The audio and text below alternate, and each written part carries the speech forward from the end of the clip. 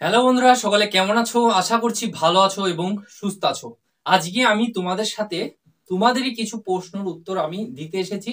শেষ পর্যন্ত ভিডিওটা দেখো, আমি তোমাদের সাথে জেনুইন জিনিসটাকেই তুলে ধরবো। আমি কোনো সময় স্টুডেন্টদেরকে বিভ্রান্তি করার চেষ্টা করিনি, সব সময় সতর্ক করে এসেছি। যেভাবেই হোক, যে ইঙ্গিতেই হোক, সতর্ক করে এসেছি। আজকেও আমি সেইভাবেই তোমাদেরকে সতর্ক করার চেষ্টা করব। এবং যারা আমার এই সতর্ক বার্তাটা নেওয়ার তারা নেয়, যারা নেয় না কোনো জায়গা থেকেই, তারা জাস্ট কমেন্টে এদিক ওদিক করে বেড়ায়, তারা আজীবন এটাই করে বেড়াবে। যাই হোক, আমার বক্তব্য যেটা, তোমরা বারবার আমাকে হোয়াটসঅ্যাপ বা গ্রুপে অনেকে এসএমএস করছিলে, কারণ তোমরা জানো যে আমার সাথে অনেকে হোয়াটসঅ্যাপে কানেক্টেড আছে, তারপরে গ্রুপ আছে অনেক, সে গ্রুপগুলো খোলা আছে, সেখানে অনেক কোয়েশ্চেন নিয়েও আলোচনা হয়, অনেক ফ্রিতে অনেক কিছু দেওয়া হয়, তোমরা সেগুলোতে জয়েন্ট হয়ে যেও।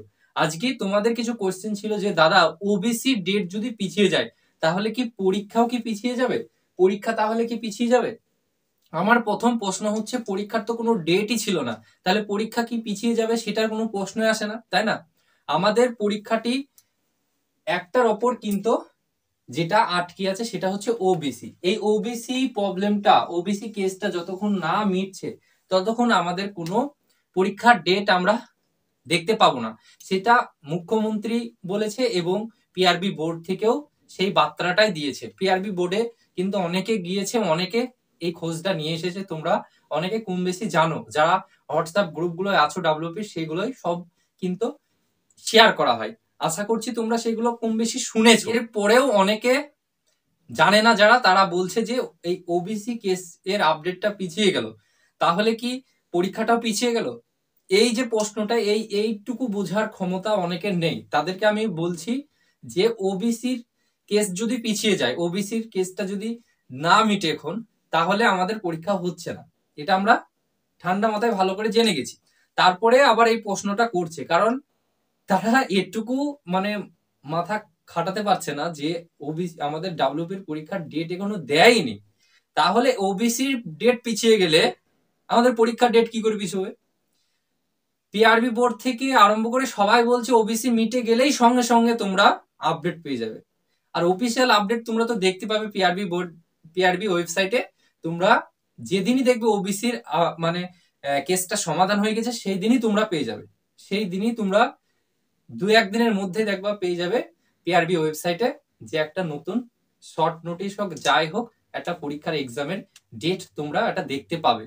তার আগে কিন্তু কোনো ডেট দেখতে পাবে না। তার আগে যেই ভিডিও করুক, যতই বলুক যে আমি গোপন সূত্রে বা আমি অমুক জায়গা থেকে বা আমি অমুক জায়গা থেকে জানতে পেরেছি, সেটা পুরোটাই ভুল।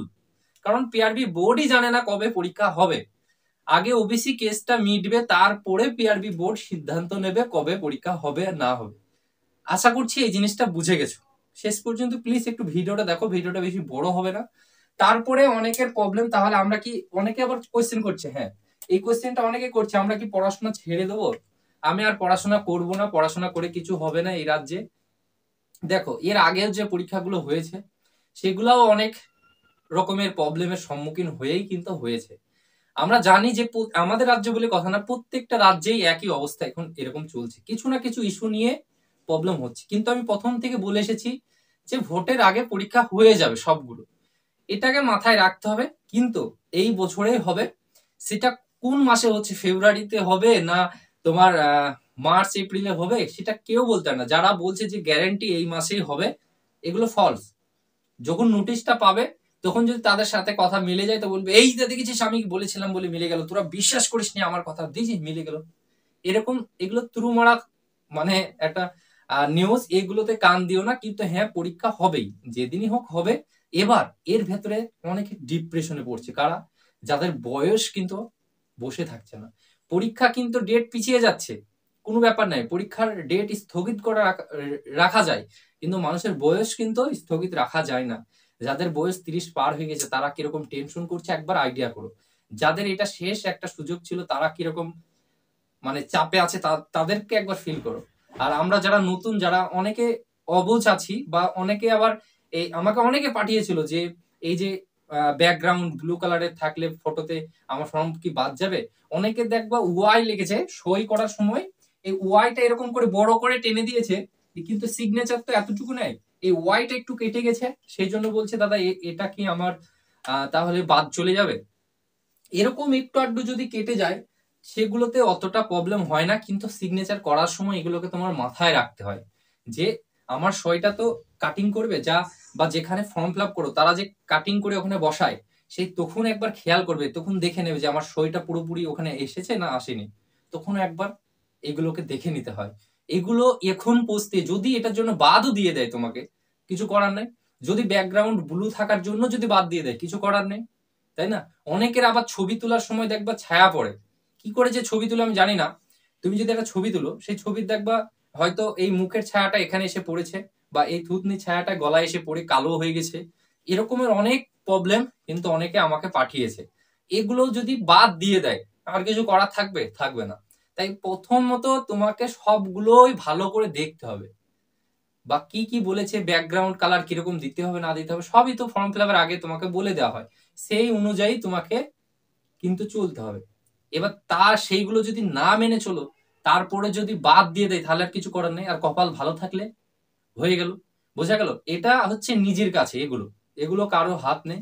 তারপরে সংশোধন করার সময় আসে, তখন সংশোধন করে নিতে হয়। বোঝা গেল? এইগুলো হচ্ছে প্রবলেম।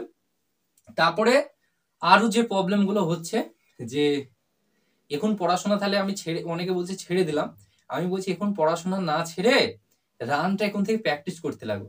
যাদের আমার মতো শরীর আছে, আজকে যেমন আমি রান দিয়ে আসার পর রান্না বান্না করে খাওয়া দাওয়ার পর একটা ভিডিও করছি, করে একটু পড়তে বসবো, আবার বইকালে পড়ানো আছে, পড়িয়ে এসে আবার পড়বো। এই হচ্ছে আমার ডিউটি যাচ্ছে, কিন্তু রানটা আমি টুকটাক করে যাচ্ছি। বোঝা গেল? কারণ হাতে এমন একটা সময় চলে আসবে হয়তো টাইম পেলে না, তখন ওই যা হয়ে যাবে। তাই এখন থেকে প্রিপারেশনটা বেশি করে নাও। আর যারা চাপ নিচ্ছ বেশি করে, টেনশন করছো, তাদেরকে বলবো টেনশন মুক্ত করে দাও। যদি কপালে থাকে এইভাবেই হবে, যদি না থাকে কোনোদিনই হবে না।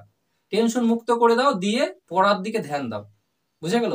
যারা ফর্ম ফিল আপ নিয়ে টেনশন করছো, মাথায় একে তো টেনশন আছে পরীক্ষা কবে হবে হবে, তার উপরে এই যে ফর্ম ফিল আপের টেনশন গুলো ঢুকাচ্ছে, এগুলোতে বেশি টেনশন হয়েও না, এগুলো থেকে দূরে থাকো। যা হবে দেখা যাবে। তোমার যদি কোনো প্রবলেম থাকে তাও সেই অ্যাডমিটের যখন দেবে তখন বোঝা যাবে যে তোমার ফর্ম ফিল আপ বাদ গেল কি গেল না। এখন অত টেনশন নিয়ে প্যানিক নিয়ে কোনো লাভ নেই। আমি বলবো এখন মন দিয়ে পড়া করো, প্র্যাকটিস সেট ভালো করে প্র্যাকটিস সেট দাও। আমার প্র্যাকটিস সেট গুলো অনেকে নিয়েছে, অনেকে ভালো কমেন্ট করছে। যারা নাও নিয়ে, কোনো ডেসক্রিপশন বক্সে নম্বর আছে, ফোন হোয়াটসঅ্যাপ করে নিতে পারো। 50 টাকায় 10টা মক টেস্ট সেট 85 নম্বরে মেনকে টার্গেট করে করা হয়েছে। তারপরে আমার টেলিগ্রামে অনেক ফ্রি অনেক কিছু দেওয়া হয়, আমাদের গ্রুপগুলোতে অনেক ফ্রি অনেক কিছু দেওয়া হয়। হ্যাঁ, রেলের যারা প্রিপারেশন নিচ্ছে, রেলের জন্য মক টেস্ট সেট অনেক ফ্রি দেওয়া হয়। রেলের ফ্রি মানে ডাব্লিউবিকেপির মেনের যে মক টেস্ট সেট, ওর সাথে সাথে আমি রেলের যে মক টেস্ট সেট 10টা, সেটাও ফ্রিতে দিয়ে দিচ্ছি। বুঝা গেল? তা এগুলো তোমরা সংগ্রহ করে নিতে পারো, আর পড়ার দিকে ফোকাস দাও। আমি এইসব লিখে বোঝানোর কোনো দায়িত্ব নেই, আমার জাস্ট একটাই বার্তা ছিল, আমাকে যারা ফলো করেছে সাবস্ক্রাইব করেছে তাদেরকে সতর্ক করার জন্য, যে এইসব দিকে মাথা না ঘামিয়ে বা মাথা দিয়ে টাইম নষ্ট না করে নিজের পড়ার দিকে, রানের দিকে, প্র্যাকটিসের দিকে ফোকাস দাও। কত নম্বর উঠছে সেই দিকে ফোকাস দাও, নম্বর বেশি করে কি করে উঠবে সেই দিকে ফোকাস দাও। এই যে এই ভেতরে এত কিছু প্রবলেমের মধ্যে অনেকে কিন্তু মানে বিশাল চাপ নিয়ে ফেলবে, দিয়ে পড়া থেকে একটু বিরক্ত হয়ে যাবে, আর এই সুযোগটা তোমাকে কাজে লাগাতে হবে। বোঝা গেল? এই সুযোগটা কাজে না লাগালে প্রবলেম। হ্যাঁ, চলো, সবাই ভালো থেকো, সুস্থ থেকো। আমি রেগুলার ব্লগ দিতে পারি না, কারণ বুঝতে পারছো পড়ার চাপ, এই চাপের মধ্যে আবার এই টাইম নষ্ট করে আমার ভিডিও দেয়া একদমই পসিবল হচ্ছে না। চাকরির পরে তখন দেখা যাবে, যদি কপালে, শুনো এটুকু আর একটা কথা বলি, অনেকে বলছে যে চাকরি না পেলে কিন্তু আমি সুসাইড করে ফেলবো, এই করে ফেলবো, চাকরি পেলেই সাকসেস মানুষ অর্জন করে।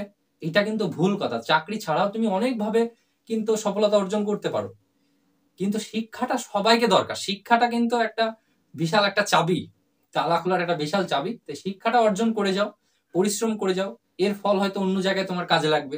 বোঝা গেল? কিন্তু এই যে পড়াশোনা করে কিছুই হবে না, আমার চাকরি হবে না, এইটা ভেবো না। না হয় না হবে, কিন্তু সেই রকম পরিশ্রম করে যাও, যতটুকু দেওয়ার দরকার ততটুকু পরিশ্রম করে যাও, তারপরে দেখা যাবে। বোঝা গেল আমি কি বলতে যাচ্ছি? যারা বুঝার তারা বুঝবে, আর যারা বুঝার না তারা কমেন্টে আবল তাবল কথা বলবে। ওটুকু মাইন্ডে নেওয়া যাবে না। তা চলো সবাই ভালো থেকো, সুস্থ থেকো। আমি সবার জন্যই বলছি যে বেশি চাপ নিও না, ঠিক? আর আপডেট পেলে তোমাদের সাথে সঙ্গে সঙ্গে শেয়ার করব। হ্যাঁ, চলো সবাই ভালো থেকো, সুস্থ থেকো।